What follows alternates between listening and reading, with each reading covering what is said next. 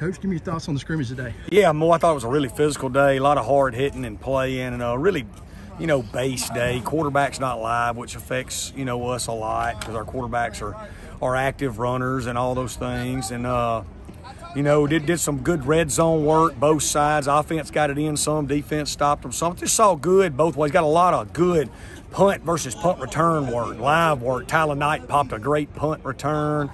Saw Latrell Jones pop a punt return. That's two newcomers that have really injected a lot of juice to our football program. Like it's been a repeated thing I've said over and over, I think we're just way better in the trenches than we used to be, both sides of the ball. I think that was evident. We rotated a lot of backs today. We got some talent there. Jacarius Caston's a guy at wideout. He had a drop today, I think, but he made some big plays. He's had a great spring. He's really coming on to give us a great compliment to Brownlee. And we just got to keep improving. We're not a finished product. We're 9 days in. That's 60%. We'll come back. We got 6 more to go. 2 of those will be scrimmages, and hopefully wrap it up, with a great spring. But I feel like we're a much more healthy program than we were this time last year. And what I mean by healthy is, numerically, we've got more players on scholarship. We've got more talent. We've got more depth. Just the overall well-being of the program, our culture, our academics, the way we treat people.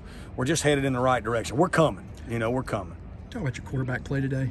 Yeah, I thought they did some good things. Zach Wilkie's really made a jump over the last 3 days. You can tell he's starting to get the offense down.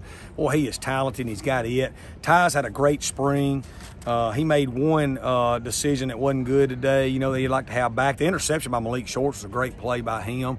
Of course, it puts Ty at a big disadvantage when he can't run, and when he's not live, because he's great with his feet. He's dynamic. Like the second touchdown of the game, he was out of the pocket, and he hits Caston. We got to shore up some of the decision-making, the disastrous plays we got to eliminate. And Trey Lowe's been consistent as the day is long all spring. He's taking some step forward. So, we're much improved at quarterback than what we were. Yeah, I wanted to address Trey. He had a good day, obviously. Yep. And last year, from in, he was inexperienced.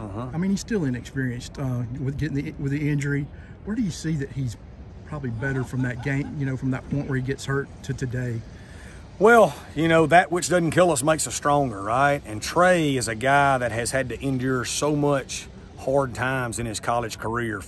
He signs at West Virginia. They have a coaching change. Then the new coaches, it didn't work out. Then he transfers to here to a staff that wants him. Then they have a coaching change. Then he wins the starting job.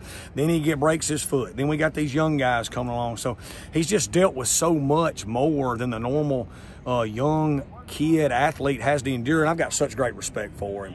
And all he does is come to work every day. And like I said, he's really improving. You can tell he's more comfortable in the offense.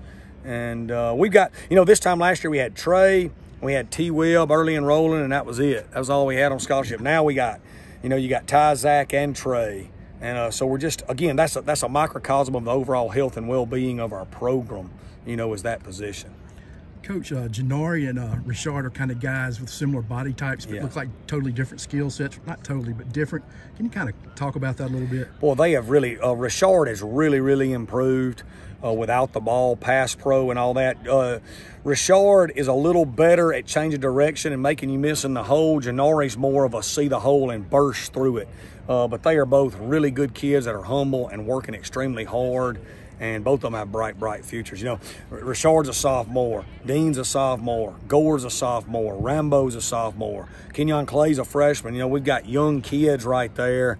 And we got Chandler Pittman coming back, who'll be a sophomore off injury. We got a lot of young talent right there. Man, looks like you got some depth and some change of pace. Yes. Yeah. I guess that's about it. Yeah, Malik Shorts made a great play today on interception. It was legitimately a really good play.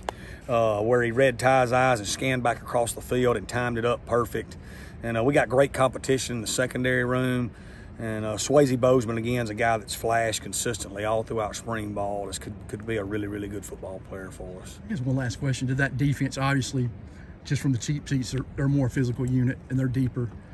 But being bigger and more physical up front, just from my eye, looks like it gives your backers and your back end more chances to make bigger plays. Yeah, when you're really big and good up front, it allows you to just kind of settle down and be a little bit simpler defensively. Coach Armstrong had to call a lot of perfect plays to get stops last year.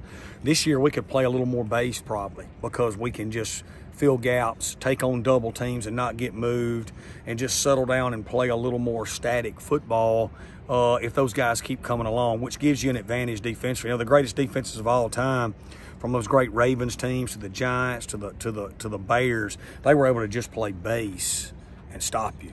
You know what I mean? Right. Talent wins games, and I think we're getting to that point. Thanks, Coach.